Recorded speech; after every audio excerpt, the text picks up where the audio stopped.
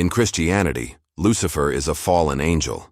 That is, an angel who was cast out of heaven for betraying God and was banished to hell. He is a character who frequently appears in films and contemporary art. Whether you want to or not, chances are you've heard the name Lucifer at least once in your life, a name as alluring as it is infamous.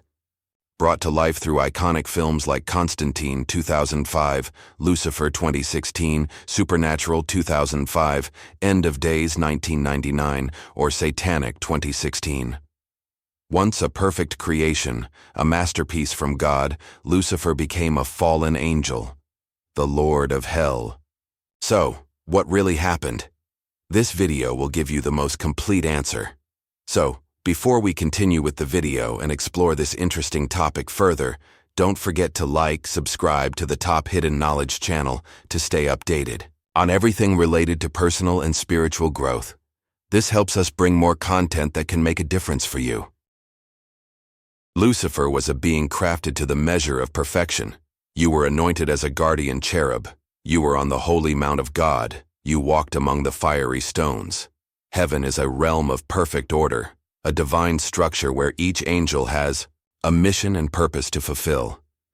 At the highest level, the seraphim are like living flames, burning with love and purity. They sing without rest, "Holy, holy is the Lord Almighty." Next are the cherubim, guardians of divine wisdom and protectors of the universe's secrets. They are the shield that repels any shadow of impurity. In the orders closest to earth are the archangels and angels. Archangels like Michael and Gabriel are messengers of decisive moments, warriors who carry the divine message on their swords. Finally, the angels closest to humanity are the guardians of souls, accompanying us on our journey, ensuring evil doesn't draw near. In this perfect order, God wanted to create something extraordinary. From His infinite wisdom and love, He created Lucifer, the morning star. You were the seal of perfection, full of wisdom, and perfect in beauty. Lucifer wasn't just beautiful. He was the leader, the beacon other angels followed. His charisma was magnetic, and his presence inspired respect and devotion. He walked among the angels with unparalleled grace. Seraphim and cherubim listened intently to his words, and even Michael, the great warrior, admired his wisdom. Lucifer organized the heavenly choirs, directing praises to the Creator with fervor and passion. His voice was like a flame in the darkness, a radiance guiding them in their songs and prayers. God hadn't created evil, but something perfect. Yet Lucifer, blinded by his own brilliance, let pride grow in his heart. His desire for glory consumed him like a hidden fire. It slowly destroyed him. The Bible tells us how his fall began. Your heart became proud on account of your beauty, and you corrupted your wisdom because of your splendor. What was once his gift became his downfall. The beauty all admired turned into the source of his ruin, and the wisdom that inspired others became the weapon of his self-destruction. Pride consumed him. He wanted to ascend beyond his place, to raise his throne above God's stars. In his heart he said, "I will ascend to the heavens. I will raise my throne above the stars of God." And then the heavens shook, rebellion erupted, and peace shattered like fragile glass. Jesus himself in a chilling testimony said, "I saw Satan fall like lightning from heaven." In an instant, Lucifer was cast into the abyss, banished from the light that had been his home. His glory faded, and his splendor was buried in darkness. The morning star was cut down, the bright celestial body extinguished. But how could this happen? Lucifer, the morning star, casts a shadow so vast that his influence ripples through the ages, yet his presence in sacred texts is startlingly scarce. Why does a being of such monumental impact appear only in whispers within the pages of Scripture? To unravel the mystery of Lucifer's great celestial rebellion, we must first grapple with this enigma. His story, cloaked in symbolic language, emerges in fragmented passages across the Bible, leaving us to piece together a narrative that is as captivating as it is cautionary. Drawing not only from Scripture, but also from profound works like the History of the Angelic World by Father José Antonio Fortea and the Timeless Reflections of St. Augustine, we uncover a tale of beauty, ambition, and catastrophic pride. In the divine order of heaven, Lucifer was no ordinary angel. He was the pinnacle of creation, a being of unparalleled splendor, anointed as a guardian cherub who walked among the fiery stones on God's holy mount. His voice led the heavenly choirs, his wisdom inspired awe, and his charisma drew the devotion of seraphim and cherubim alike. Yet, despite his exalted role, the Bible offers only fleeting glimpses of his story. Passages in Isaiah and Ezekiel hint at his fall, describing a figure whose heart swelled with pride because of his beauty, whose wisdom was corrupted by his own splendor. These verses, rich with metaphor, paint a picture of a radiant being undone by his own brilliance. Why the scarcity of detail? Perhaps the answer lies in the nature of Scripture itself. The Bible is not a chronicle of Lucifer's biography, but a testament to God's redemptive plan for humanity. Lucifer's story serves as a warning, not a centerpiece. His rebellion, though seismic, is a footnote in the grand narrative of divine love and justice. To flesh out this tale, we turn to theological giants like St. Augustine, who saw Lucifer as the embodiment of the desire to surpass his creator. Augustine writes that Lucifer, intoxicated by his own light, dared to seek equality with God. This audacious ambition led to his exile, a fall so profound it etched an eternal lesson into the cosmos. Pride is the precursor to ruin. Lucifer's descent began subtly, a quiet corrosion of the soul. His beauty, once a gift, became a mirror for vanity. His wisdom, once a beacon, twisted into a tool for self-exaltation. Father Fortea's The History of the Angelic World suggests that Lucifer's pride grew like a hidden flame, fed by his own reflection. He was not content to be the morning star. He yearned to outshine the Creator himself. In his heart he declared, "I will ascend to the heavens. I will raise my throne above the stars of God." This was no mere whim, but a deliberate rebellion against the divine order, a spark that ignited a cosmic upheaval. At first, it was a barely perceptible spark, a fleeting thought. Lucifer wondered to himself, what if my light could shine brighter? What if my glory didn't always need to serve another? These were small questions, almost invisible, but like seeds, they took root and grew in the silence of his thoughts. He began to imagine himself on high, on the throne, being praised.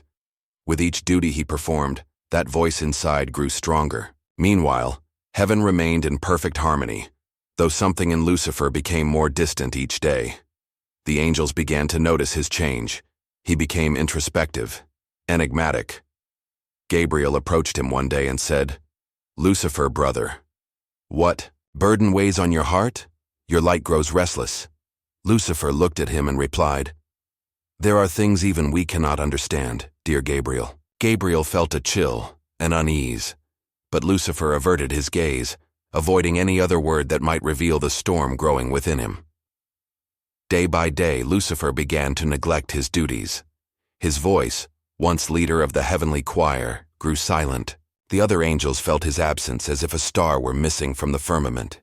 In praise gatherings, where he once stood first, he now attended half-heartedly, gazing upward with a mix of pride and resentment. Heaven had clear rules but no chains. God had given each angel the freedom to love and serve. In their perfection, they also possessed the gift of free will. And so, as Lucifer wrestled between his light and shadow, the angels around him began to sense something strange, the tension of his choice. Some, dazzled by his greatness, started to listen to his voice, with new ears, following him silently, as if his light could lead them to another destiny. One of the cherubim, noticing his change, approached him once and asked, "Lucifer, do you no longer find joy in singing?" Lucifer replied with a cold smile, "I've found other pursuits. Perhaps there's something beyond what we've known." Then the morning star made his decision. The spark within him became a flame, and the flame a fire. "I will ascend above the tops of the clouds. I will make myself like the Most High." That night, his radiance changed. No longer the light of praise, but the blaze of ambition. Paradise, so perfect, so full of peace, felt the first tremor of rebellion. His name, meaning light-bringer, was no empty title. He was heaven's beacon, the morning star that rose first, illuminating others in creation's night. Every angel listened to his words with devotion, for Lucifer spoke of God like no one else had. Angels were no innocent souls. They were wise, strong, each a reflection of God's purity.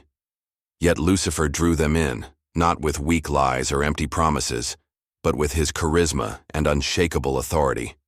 He didn't seek to deceive the angels like a liar. He spoke with passion, with a vision, so compelling that many followed, seeing in him a new light, like a shooting star briefly illuminating the sky. Lucifer gave the impression of being a brilliant and unique leader, worthy of following. His goodness, his authority, his respect, his influence were all well-deserved. If we understood how this masterpiece of God truly was, we'd grasp why God himself praised his own work. In the book of Job, even his sin hasn't destroyed God's work. Even in his sin, he remained strong. God called him alone amid sacred silence. His voice, like a deep river, addressed Lucifer with love and patience. Lucifer, my son, the seal of perfection, I sense your thoughts straying from me.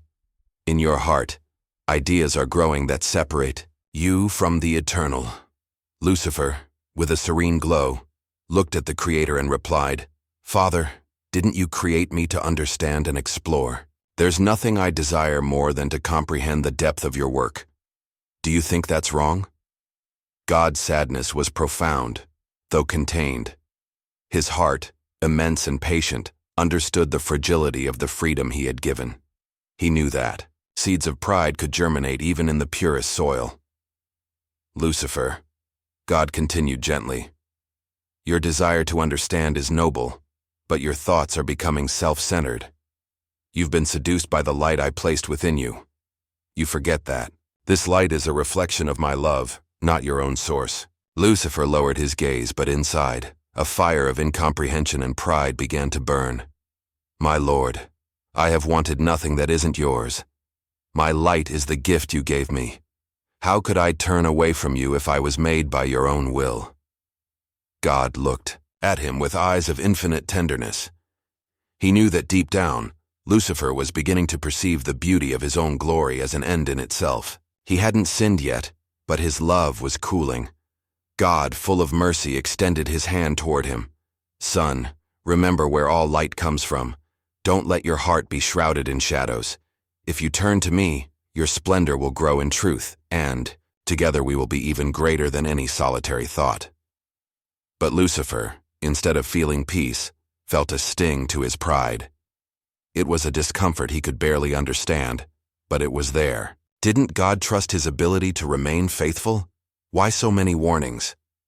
He withdrew with a bow, but inside, an invisible distance was growing. As the days passed, his desire to understand and explore continued to absorb his attention. He no longer paused to contemplate God with the same devotion. The angels still worshipped him, and his voice still led the choirs, but his heart was divided.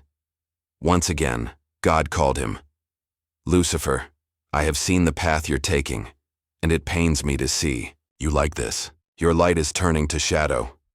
There's still time, my son. If you return, the love within you will bloom anew. But this time, Lucifer refused to listen. His hardened heart sought only self-satisfaction and personal glory. In his mind, he began to justify his thoughts. Don't I deserve more? God, in his infinite patience, let him go. He knew he had given all the love and mercy possible. I will not turn away from you, God said in a final warning, but you are free to choose. God's sorrow was immense, an ancient and painful sadness. He knew he would lose his most beautiful creation. His mercy was infinite, but Lucifer's choice had to be respected. Even in his fall, I will love him, the Creator thought as Lucifer drifted away. All of heaven seemed to hold its breath. Soon a great revelation would come to heaven, testing every celestial being, especially Lucifer. God, in his infinite wisdom, delayed that moment. He wanted to give Lucifer time to prepare, to grow in humility, to strengthen the loyalty in his heart. He spoke to him, with a voice full of love and concern. "My son," he said tenderly, "a great revelation approaches, and when it comes, the wind will be strong. The tensions in your heart will be intense, like a storm tearing through the sky. You must prepare yourself, root yourself in obedience, for the test will be great." Lucifer listened, sincerely. He knelt before God, gazing at him with devotion, and his voice, soft yet firm, arose from the depths of his being. "Father, whatever the test may be, I desire to obey your commands. I cannot promise I'll be perfectly faithful, but I swear my desire is to be loyal. My heart still burns with your love." These words were not lies. Lucifer spoke from the depths of his heart, and in his soul burned a genuine desire to remain loyal. Yet, at the same time, in a dark corner of his mind, the seed of pride continued to grow. He felt that he, among all angels, was special, unique. "Am I not the one who shines most brightly?" he thought silently. God, in his patience, gave him another chance. Once again, he postponed the revelation, allowing Lucifer more time, more space to draw near, to seek humility in his heart. "Lucifer, this test will not be easy. Even when it seems the wind carries you away, you must remember your origin, your essence. You must remember that all light comes from me." Lucifer's temptation was like the story of Adam and Eve in the Garden of Eden, an earthly paradise reflecting heaven's harmony. God had given them everything, a place of peace and love. But in the midst of the garden, the tree of knowledge of good and evil was a reminder of their freedom, their ability to choose. The serpent whispered to Eve, "You will be like God, knowing good and evil." And this was the same mistake Lucifer made. In that whisper was born the desire to be something more, to not depend completely on God. The morning star, the son of dawn, had turned his back on the light that gave him life, choosing to walk toward the shadow. Free will, God's most precious gift, proved to be the most vulnerable point in Eden and in heaven. Pride opened the door to downfall, and perfect peace was shattered. The virtues that had been the pillars of angels became fragile, and heaven knew shadow for the first time. God, in his infinite patience, had delayed the moment of testing time and again, speaking to Lucifer in the depths of his heart. "My son," he said repeatedly, "the time of revelation approaches. You must prepare yourself." It was a fatherly warning, a loving message calling for humility.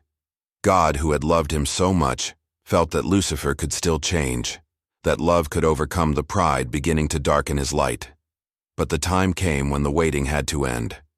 God had to consider all celestial beings, not just Lucifer. All of heaven felt the tension in the air, a deep expectation that covered every angel. And on that day, God gathered his heavenly hosts, all his angels great and small, in an assembly that illuminated the firmament. A solemn silence fell. All of heaven held its breath. The firmament opened, and God's presence shone with infinite majesty. And then, like soft thunder, his voice filled the entire cosmos. "I will create a material universe," the Creator announced. "A place where life will flourish, a place that will reflect my love and glory in a new way." Then, before the angels, he unveiled the vision of what would be: stars, galaxies, planets spinning in perfect order, and on one of these worlds, Earth, a place where life would flourish in its greatest splendor. The angels watched, fascinated. In their hearts, joy grew as they beheld the Creator's plans. Everything was new, like a dream they never could have imagined. But then God continued, and his words became even more mysterious. "I will not only create this universe. On that world, I will create beings in my image and likeness. They will be called humans. They will be of flesh and spirit, a blend of heaven and earth. And more, in that same place, I myself will become flesh. The second person of the Trinity, my Son, will take human form. His name will be Jesus Christ, and in that humanity you shall worship me." The silence in heaven became overwhelming. God, the Eternal, was asking them to worship him in the human form of Jesus Christ. He asked them to bend their knees, not only to divine majesty but to a human face, fragile and humble. The angels erupted in a mixture of awe and jubilation. Seeing how the light of light would become flesh was an act so wonderful, so sublime, that many could not contain their joy. It was God's plan in its most unexpected form, a display of the deepest, most incomprehensible love. They acclaimed the Creator, feeling privileged to witness such a mystery. But the mystery of the Incarnation was not all. God also revealed that humanity would eventually become corrupted, and he would sacrifice himself for them through crucifixion. Yet among them, one of the brightest remained motionless. Lucifer didn't move, speak, or cheer. He watched with a distant expression, as if the light surrounding him couldn't penetrate his heart. His gaze was like a dark well, and his face reflected the internal storm raging within him. In that moment, everything crumbled inside Lucifer. The idea of bowing to a human form, of worshiping God in the humility of mortal flesh, seemed incomprehensible, unacceptable to him.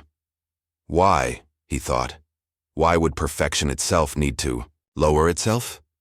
Why are we, beings of light, to worship a being of flesh? He heard that God would create humans and that they would end up corrupting themselves, and knowing this, God would still sacrifice himself for them. The vision of the crucifixion was something terrible for Lucifer. This is what made him explode. These finite and ungrateful beings would even rebel. Not only would they rebel, they would also kill him. Lucifer was stunned. Could it be any more absurd? He thought to himself. He observed God's plan with a mixture of disbelief and disdain. The mystery of the Incarnation, the revelation that the Creator would take human form in Jesus Christ, had unleashed an internal storm within him. And from that storm, a burning question emerged. Why not me? For centuries, he had been the most beautiful, the closest to the throne, the Creator's masterpiece. Why hadn't he been chosen for the hypostatic union? He felt his light, his splendor, his wisdom made him worthy of something greater. But instead of elevating him, God had decided to lower himself to human flesh. From this thought, bitterness was born, a bitterness that coiled around his heart like a serpent, suffocating every trace of love and respect he had once held for the Father. Finally, the decisive moment arrived. God was there, surrounded by the multitude of angels, and one by one, his brothers knelt in adoration, accepting the revelation of the Incarnation. But Lucifer remained standing, his body rigid, his gaze fixed on God's throne, and his heart filled with silent hatred. Slowly, he opened his lips and, in a tone devoid of emotion, uttered a simple word, one that resonated like thunder in heaven's silence. No. God looked at him with a mixture of sadness and love, but Lucifer felt nothing but disdain. He took a deep breath and repeated, this time with a force that shook all present. No. His voice rose, cold and defiant, like that of a king pronouncing judgment. The angels present shuddered, unable to comprehend what they were witnessing. How could the purest, most beautiful angel defy the Creator himself? How dare he disobey? Lucifer then turned his gaze to the multitude of angels and, with a terrifying calm, began to address them. Don't you realize this is a mistake? Can't you see that what God asks of us is absurd? He asks us to worship an inferior form, to bend our knees before mortal flesh.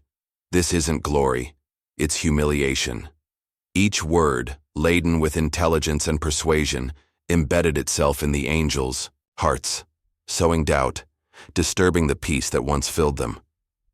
God asks the unacceptable of us, he continued with icy passion. We are not the ones who must accept this nonsense. It is God who has failed, who has taken a wrong path. Why should we bow to something beneath us? We who were made of pure light should occupy a higher place, not lower ourselves. The angels listened, bewildered. His words seemed so logical, so full of reason, and in some, the seed of rebellion began to germinate. Lucifer, with the charisma, That had always been his gift. Looked at them one by one, his face reflecting cold determination. Lucifer, first among angels, had fallen. The angels, filled with doubt, listened to Lucifer's words, whispers of rebellion and reason that echoed in their hearts. His speech had a seductive logic, a convincing force that penetrated like a gentle poison. Was God asking the impossible of us? Is it fair that we must bow before a human form, before something so low? These were thoughts that some barely dared to formulate. And yet there they were, growing like shadows in their souls of light. As Lucifer spoke, his words flowed with the charisma and authority he had always possessed. It was impossible not to listen. His speech was firm, direct, and every phrase resonated with a blend of wisdom and defiance. But suddenly, in the midst of his discourse, a voice rose with a force that shook the entire heavens, a cry overflowing with conviction and simplicity. Who is like God? The voice belonged to Michael, the small archangel, a being of lesser rank, but whose purity shone with incomparable strength. His exclamation pierced through the angels like a sword. In 3 words, Michael had answered all of Lucifer's arguments, pointing out the fundamental flaw in his logic. Who is like God? It was a cry of humility, a cry of absolute recognition that no one could rival the Creator, not even the morning star. The angels trembled. Michael's words, so simple and direct, awakened something within them, reminding them of who they were, where they came from, and to whom they owed their existence. Lucifer, upon hearing that cry, turned to Michael, his gaze filled with icy fury but also surprise. No one until then had dared to challenge him so openly. Michael stepped toward him, small in comparison but full of courage. "You are arrogant," he said, his words as thunderous as lightning. His voice, though calm, carried a conviction that pierced like an arrow. "Your light, Lucifer, has become a shadow trying to eclipse the Creator. Can't you see you've placed yourself above God?" Lucifer felt a deep pain in his core, a wound that Michael had just opened with those words.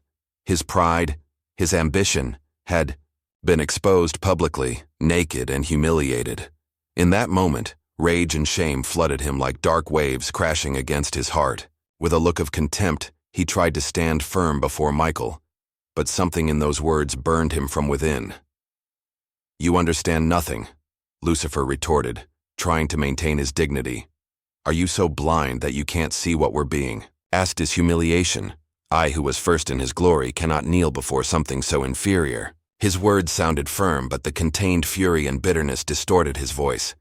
Michael looked at him, serene yet unyielding. His voice, though quiet, held the force of 1,000 storms. "You don't understand love, Lucifer. This isn't about humiliation, but love. God becomes flesh for us, and you reject him because you can't bear to be lesser. You've forgotten your place. You've forgotten that all you are is a reflection of his glory. It's not God who lowers himself. It's your pride that elevates you beyond your own being." Lucifer felt he couldn't bear it. It was as if Michael was showing him his own image, and what he saw wasn't beautiful, but a shadow full of resentment. He couldn't withstand the weight of that truth, of that love Michael defended so fiercely. So, without a word, he turned away, distancing himself from Michael and all who watched. He retreated back straight, but inside, an uncontainable anger burned. Alone, Lucifer wept, not tears of sorrow but of pure rage, of a growing hatred, born from his wounded pride. How dare Michael? How could he challenge me, the brightest of all? Yet deep within, a faint voice reminded him that Michael was right, and this truth tormented him the most. "Can't you see that God asks the impossible of us?" he whispered, voice low but full of conviction. "He asks us to renounce who we are, to kneel before an inferior form. Why should we, beings made of light, humble ourselves before something made of clay? Are we supposed to worship a crucified God? We, glorious beings, must kneel before that broken body, bloodied, covered in wounds, suffering beyond measure." More and more angels said, "Lucifer is right. God cannot ask us to do something that defies logic." Doubt crept in. What if God was not God? What if God was just a very powerful angel? What if he was merely a greater Lucifer? In any case, the seed of doubt had been planted in many angelic minds. His gaze, intense and burning, bore into his brothers, and many felt a powerful truth in his words. Lucifer didn't speak of hate, nor did he call for violence. He spoke of dignity, of the greatness of their existence, and their right to preserve it. Lucifer knew how to reach their hearts. He spoke of freedom, of independence, of becoming something beyond what they had always been. He promised them a heaven where they wouldn't have to bow to anyone, a place where their own talents and light would be recognized without the need to subordinate themselves. God has given us free will, he said, so why not exercise it? Why not be who we truly are? With each gathering, his army grew. It wasn't lesser angels who followed him, but the most beautiful, the wisest, those in whom God had invested great power and beauty. Lucifer chose them carefully, seeking out those who, like him, yearned for something more. Heaven's most radiant beings, once the crown jewels of creation, began forming the rebel army. They were creatures of such perfection that they outshone all other light, and now that light was beginning to darken with shadows. At one of these meetings, Lucifer stood before them with commanding presence. "We are the future," he proclaimed, his voice echoing like thunder. "We are the light that refuses to kneel. We won't let our essence be dimmed beneath the shadow of an inferior form. If God won't give us the place we deserve, we'll take it ourselves." His words burned with such fervor that every angel present felt a tremor in their being. He spoke with a certainty that made them question everything they had ever known. Thus, under his leadership, Lucifer's army took shape. Each of his followers was like a fallen star, a beauty transformed into a weapon of rebellion. The angels who had once been the most loyal, the most respected, the most beloved, now rose as the first army in heaven's history. In their hearts burned ambition, pride, and the promise of a freedom that, deep down, was a chain forged by their own vanity. The firmament, once full of harmony and peace, now trembled with the echoes of war. In a corner of heaven, Michael rose, steadfast and determined. The small archangel, who had fearlessly defied Lucifer, with his sword raised high, cried out once more, "Who is like God?" And that exclamation, simple yet powerful, awakened those who still doubted. Michael, with unmatched humility and strength, stood before Lucifer's army, ready to defend the Creator's honor. He knew his forces were outmatched, that Lucifer's followers were numerous and powerful, but he never wavered. His faith was his shield, his loyalty, his weapon. Thus, in heaven, the war between light and shadow reached its climax. Lucifer, the most beautiful angel, the morning star, had transformed his light into a rebellion that would forever mark the history of creation. The first battle was fought between brothers, and with each blow, each clash, the heavens shattered, and the universe held its breath. The battle erupted with a fury that shook the very foundations of heaven. On one side stood the rebel army led by Lucifer, his splendor cloaked in shadows, his light twisted into darkness. Facing him were the faithful angels led by Michael, the small archangel who had risen with iron strength, with an unshakable faith overflowing with humility and courage. Heaven, once a place of peace and harmony, became a dazzling battlefield, a war of light against shadow, of loyalty against rebellion. The armies clashed like waves of fire and thunder. Each blow, each crossing of light swords, created flashes that lit up the heavens like shooting stars in a fierce dance. The fallen angels, once the most beautiful and powerful to grace the sky, fought with seemingly inexhaustible fury, but the faithful angels battled with a quiet determination, guided by love and loyalty to the Creator. Michael, the lowest-ranking archangel, advanced at the forefront of his brothers, shouting with a fervor that echoed throughout the universe, "Who is like God?" Michael's strength lay not in his rank or splendor, but in his faith.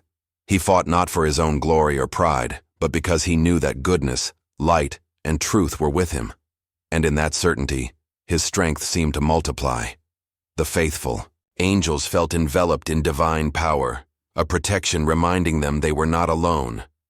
The Creator was with them, and that presence gave them strength surpassing any earthly force.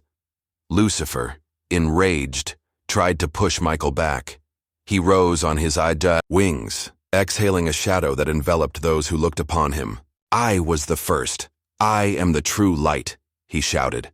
But his words were empty, hollow, a dark echo of what he once had been. The light within him was a distorted shadow, and his power, though formidable, could not eclipse the truth that Michael held like a pure flame. The battle was fierce, and the heavens themselves felt wounded. Angels who weren't fighting watched in awe and sorrow, feeling the weight of rebellion in their hearts. The peace that had been heaven's core was shattered, and the once perfect order teetered on the brink. Yet amid the destruction, hope stood firm.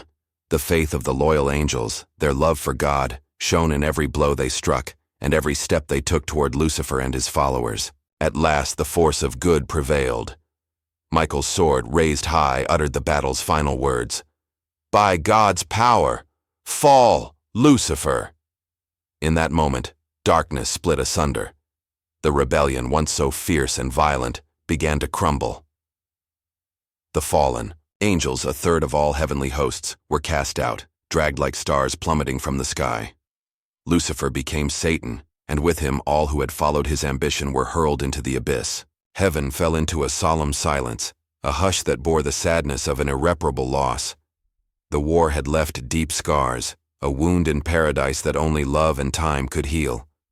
The faithful angels felt the battle's weight on their souls, but knew that light had triumphed. Truth, faith, and hope, those virtues which can never be defeated, had prevailed. In this victory, heaven remembered an eternal truth.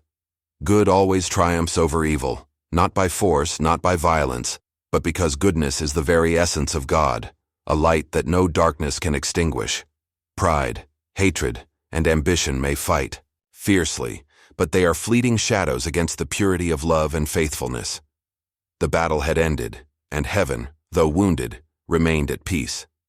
Michael's faith, the humility of his words, "Who is like God," now echoed in every corner of the universe, an immovable and eternal truth, a reminder that God's glory is infinite, and that nothing, not even the brightest light, can surpass his love. After the final battle, heaven opened to cast out the rebels.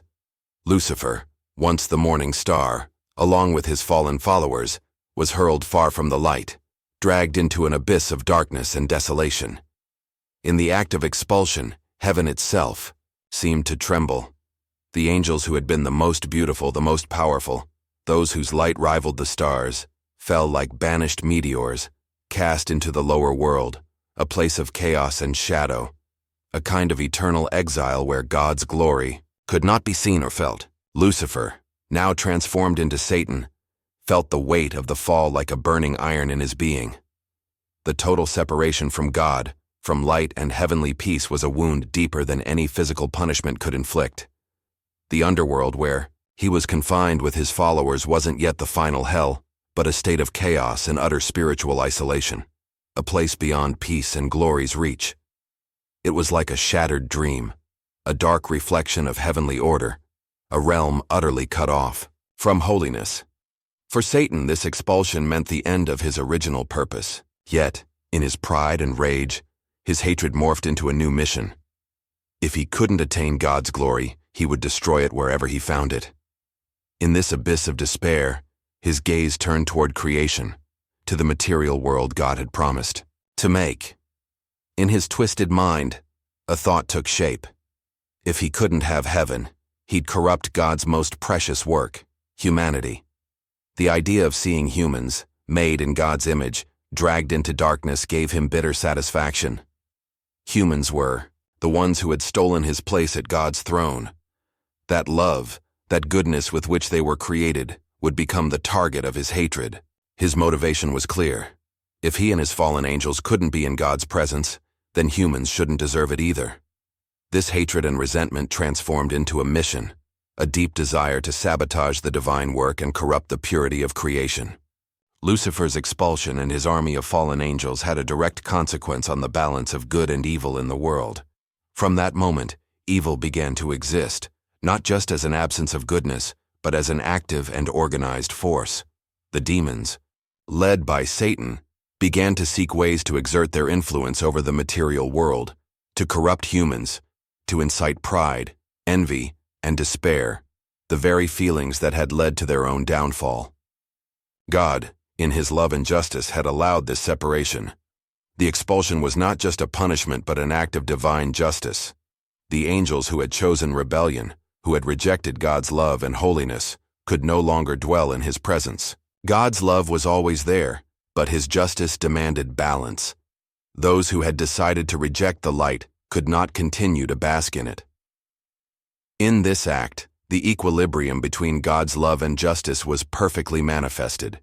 Justice required separation, and love still granted the fallen ones the freedom to exist, albeit in a darkness of their own choosing. The story of Lucifer, now Satan, does not end with his expulsion, but extends into the relationship between good and evil in the world today.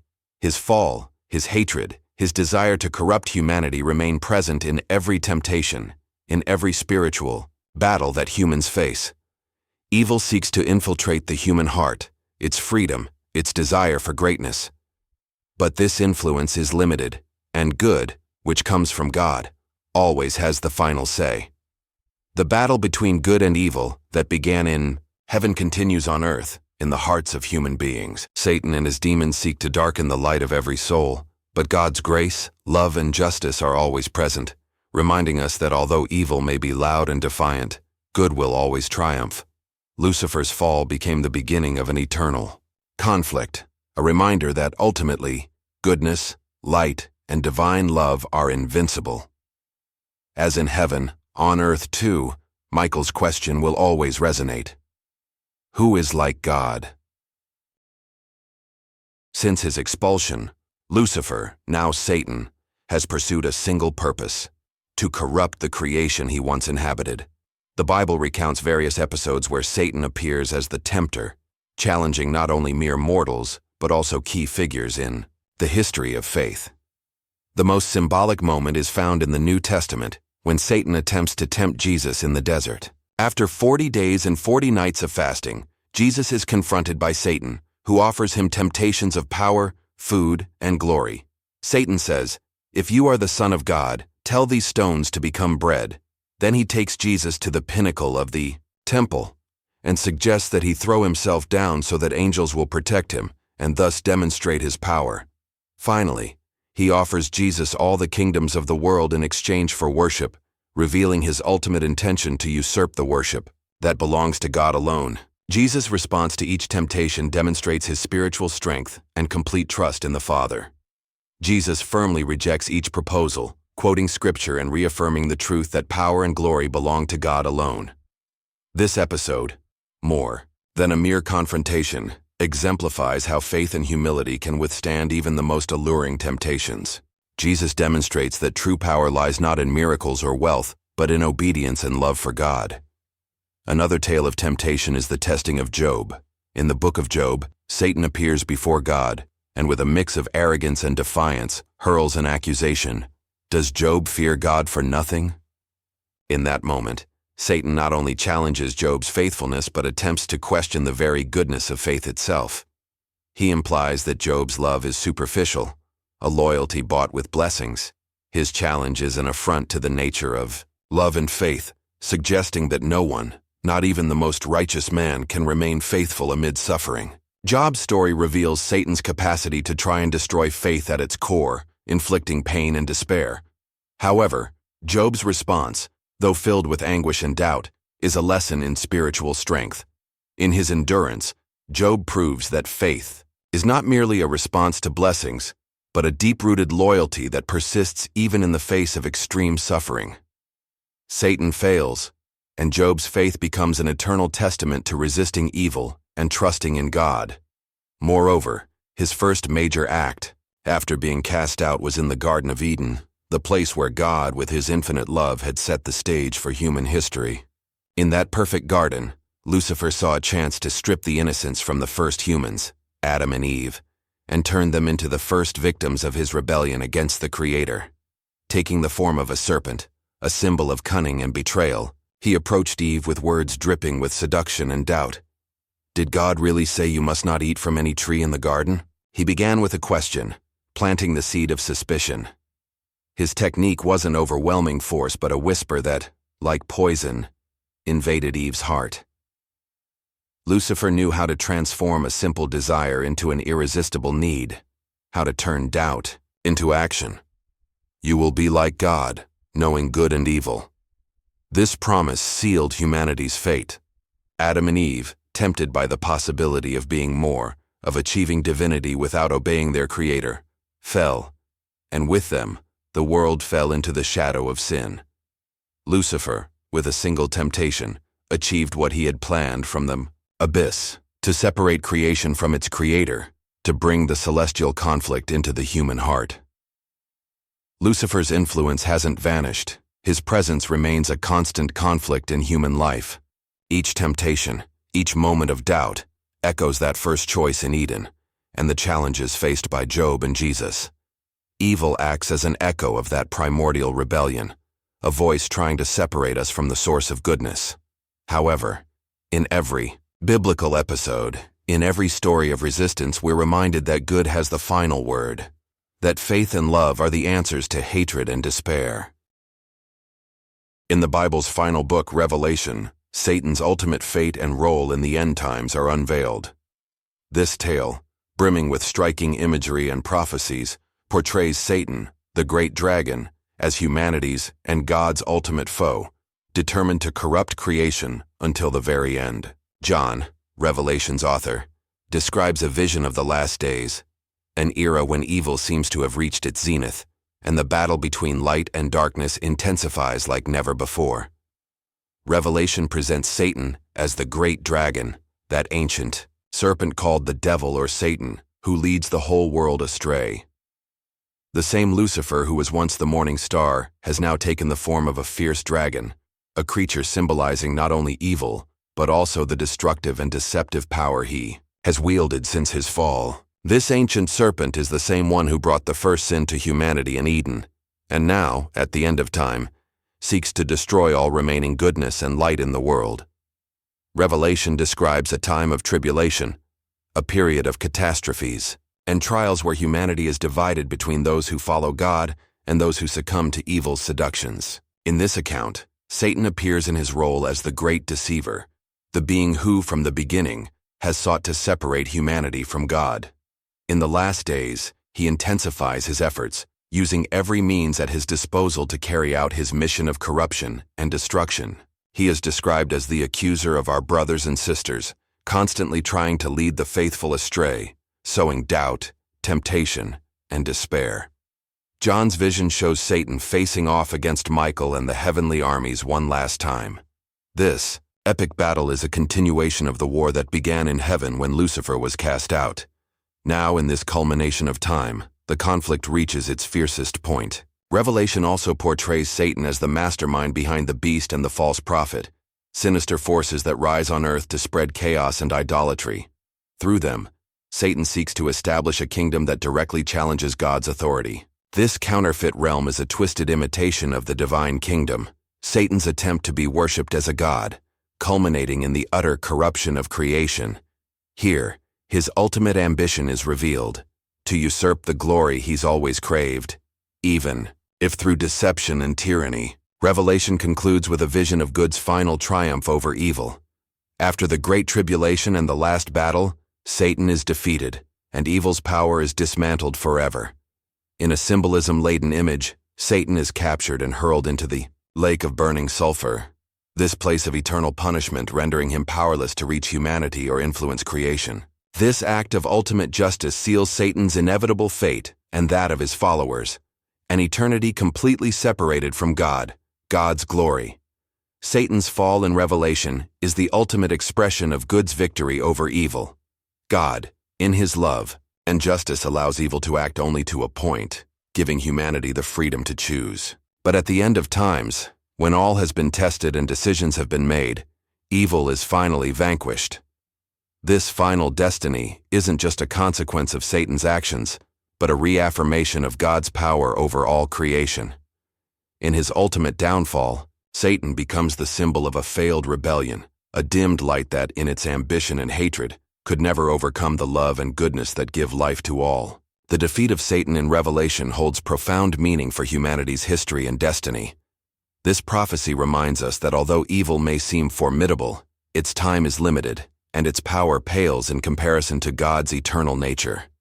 Good triumphs, not only through strength, but because it embodies the very essence of truth, justice, and love.